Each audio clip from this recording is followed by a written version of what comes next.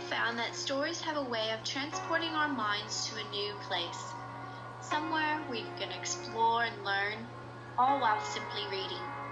Today I'd like to tell you the story, the first woman to fly over the Atlantic Ocean, and that's my story. My name is Amelia Earhart, and my life began in Atchison, Kansas on the 24th of July back in 1897. At a young age, I made decisions that many found odd for a girl.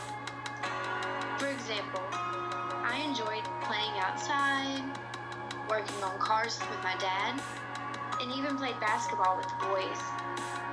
Many ask why these simple activities were found out of the ordinary by some. The answer?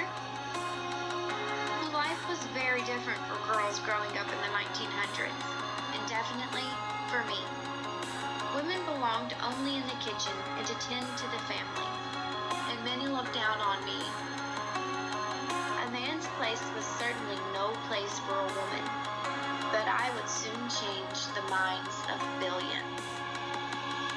I was not always an aviator, though. During World War I served as a nursing aide for the Red Cross in Toronto, Canada.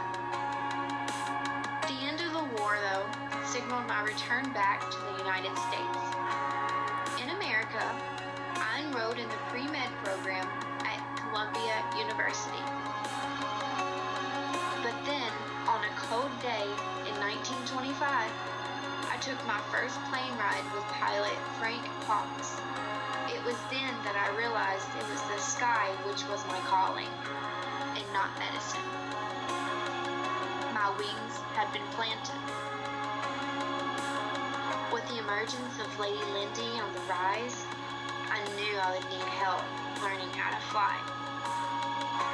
In January of 1921, me and my father visited Kenner Airfield, the only airfield owned by a woman. It is here that I met the owner of the airfield and my future mentor, Netta Snook. From February through December, Snook taught me everything she knew, and just like that, I learned how to fly. My first plane was the Canary. It was a yellow Kenner Airster. I went on to buy more planes and personally break new barriers, both for myself and for women worldwide. I also had the chance to make a friendship with Eleanor Roosevelt, the First Lady of the White House. I took her on many flights, and she asked me to give her flying lessons, but her husband would not allow it. Then in 1922, I became the first woman to fly solo at almost 3 miles high, or in other words, 14,000 feet. To put this into perspective for you, the Statue of Liberty is approximately 151 feet tall, while the Empire State Building is 1,150 feet tall. The typical air balloon travels at 2,000 feet, and at 10,000 feet, you can find loads of bald eagles flying around. Once I get up to about 10,000 feet, I found that the oxygen became very thin and it was even harder to breathe. And then at 14,000 feet, I broke another record for women. I flew from Canada to Northern Ireland in 1932, and I became the first woman and the second person ever to cross the Atlantic Ocean.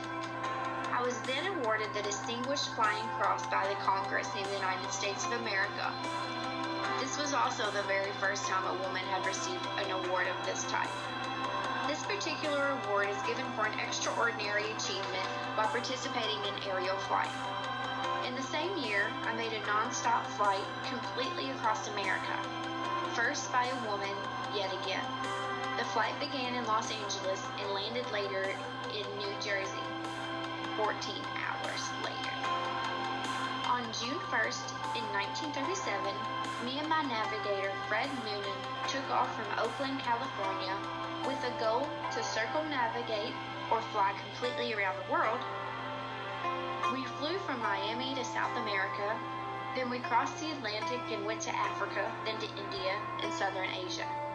We reached New Guinea on June 29th, and by that time we had flown over 22,000 miles, with only 7 miles left to go.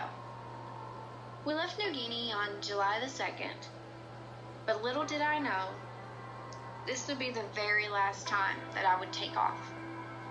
Fred Noonan would be the last person to ever see me, Amelia Earhart, alive. We crashed, but no one knows where. I am not able to tell you what happened either, but I hope that in the future people do come to the realization of what really happened to me and Fred. But just know this, behind me I leave a legacy and a message for boys and girls, whoever, whatever dream you wish to accomplish. As long as you set your goals, you can achieve them.